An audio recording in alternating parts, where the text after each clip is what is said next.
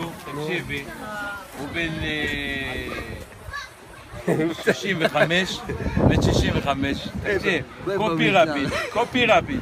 שרון, איפה הסרטון של רבין מהמלון, במלון בלי? יש לך? איזה? יש לך?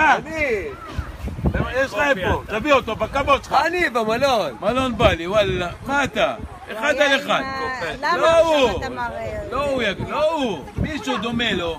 אותו תנועות, אותו הכל. אנחנו בעצם לא מכירים, חוץ משניים או שלושה ביקורים, שכל ביקור חצי שעה, זה הבן שלי כאילו, תצלם אותו.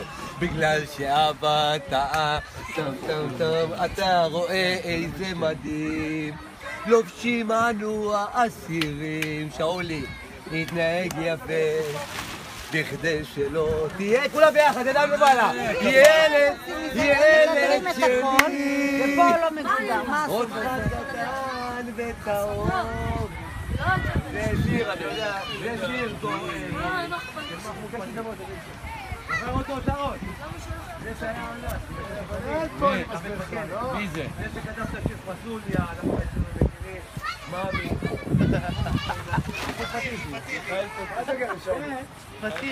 לא מיכאל. והוא עוד הוציאו לו שירים הבן זונה הזה. צריך לזיין אותו. הוא כתב שירים. מה נעש עשה בלאגן עם שרמוטה? ומי משמיע את שירים? מניאק. אם היה חי היום היינו פוגעים בו. אתה מדבר פיטוסי מהסרט מאחורי הסורגים? לא, עם ה... לי לי לי לי לי לי לי לי הלאה כולם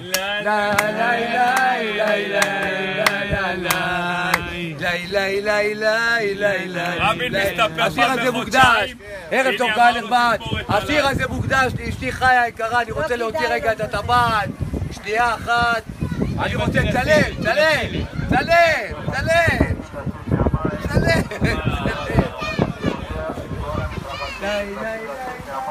שאולי, לא כדאי לא להתעסק איתו בגלל תספור, הוא מסתכל כל יומיים, לא כל כך. רון, איפה הדברים? טוב, איפה יש זה? איפה הדברים?